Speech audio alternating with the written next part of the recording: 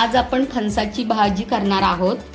फणसाची भाजी करण्यासाठी आपल्याला लागणार आहे, मी इथे 2 मोठे कांदे घेतलेत, 1 टोमॅटो, 2 हिरवी मिरची, भरपूर अशी लसूण ठेचून घेतलेली आहे, कढीपत्ता आणि ही कोथिंबीर, आणि हे आपल्याला लागणार आहे काळे तीळ आणि ही लाल मिरची। काळे तीळ आणि लाल मिरची आपण भाजून घेऊन त्याची पावडर करणार आहोत। आणि हा फणस आहे, त्याला आपण कोकणामध्ये आमच्याकडे कुयरी असं म्हणतात, आणि मी हा फणस छोटा घेतलेला आहे। फणसाची भाजी करताना नेहमी छोटाच फणस घ्यायचा, कारण का त्याची भाजी छान लागते। हा फणस मी बॉईल करून घेतलेला आहे। हा फणस जेव्हा आपण मार्केटमधून आणतो त्याच्यानंतर आपण त्याला सालेसकट कापायचा आणि कुकरला 2 शिट्ट्या द्यायच्या। 2 शिट्ट्या दिल्याच्या नंतर आपण त्याची साल काढून टाकायची, आणि जो राहिलेला हा गर असतो बघा, हा गर असतो तो बॉईल केलेला गराची मग भाजी करायची। आता हा कोवळा फणस आहे, मग जर ते जून फणस असला तर हे काढलं तरी चालते, पण आता आपण हा कोवळा घेतलाय, छोटी कुयरी घेतली आहे, त्यामुळे हे मधलं भाग आहे ते घेतलं तरी चालेल। आता हा फणस मी कुस करून घेते या प्रकारे बघा।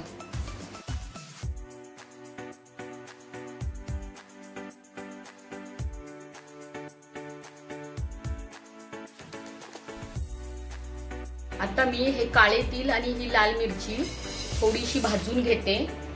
तुम्ही तीळ न वापरता सुद्धा फणसाची भाजी करू शकता, काही जण ग्रेव्ही मध्ये करतात, पण आमच्या कोकणामध्ये मोस्टली ही भाजी काळ्या तिळाच्या कुसरीमध्येच करतात। हे बघा तुम्हाला आता तिळांचा चटचट आवाज येत असेल, बघा कसे उडतायत।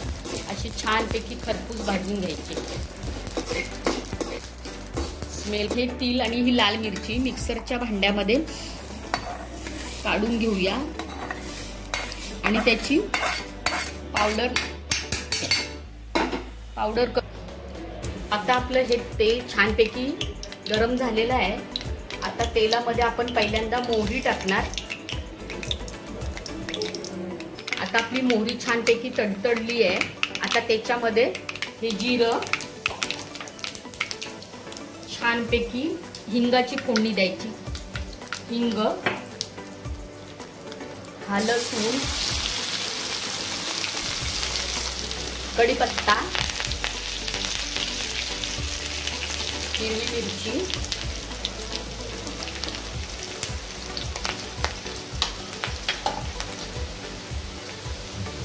हा कांदा,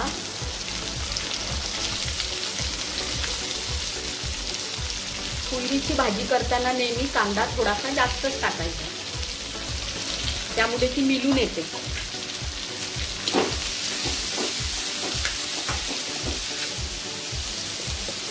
आपण थोडंसं मीठ टाकून घेऊया। मीठ टाकल्याने कांदा लवकर फ्राय होतो।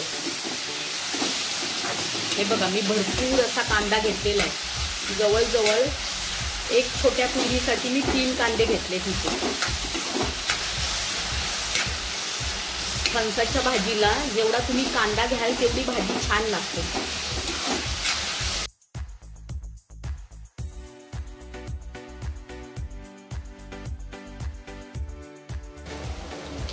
आता आपला कांदा छानपैकी फ्राय झालेला आहे। त्याच्यामध्ये टोमॅटो, कांद्यामध्ये टोमॅटो छानपैकी फ्राय करून घ्यायचा। आता कांदा टोमॅटो चांगला फ्राय झालेला आहे।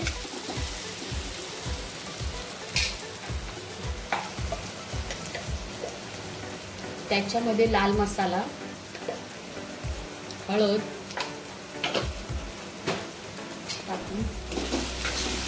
टाकून चांगलं फ्राय करून घ्यायचा कांदा।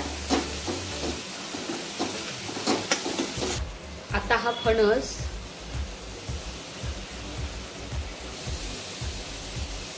असा हा कुस करून घेतलेला फणस टाकायचा।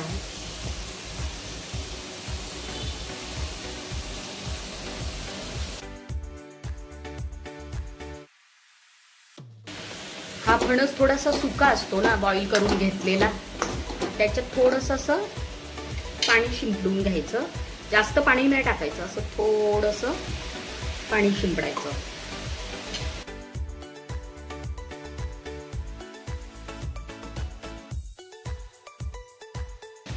आता मी हे काळे तीळ आणि जे मिरचीचं तिलकुट करून घेतलंय, किंवा तुम्ही पावडर पण बोलू शकता, आमच्याकडे तिलकुट म्हणतात. तर हे तिलकुट मी 2-3 चमचे टाकते.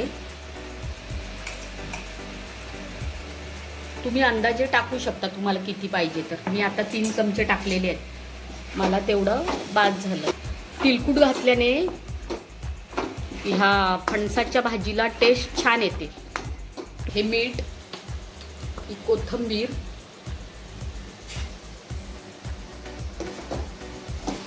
मीठ आणि कोथिंबीर टाकल्याच्या नंतर परत एकदा फ्राय करून घ्यायचं.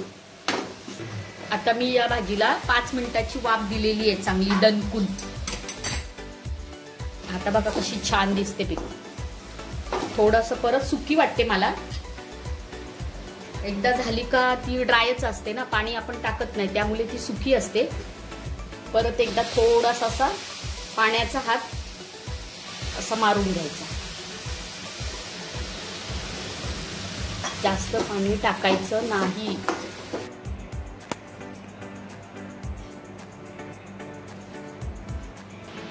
अशा प्रकारे आपली फणसाची भाजी रेडी झालेली आहे.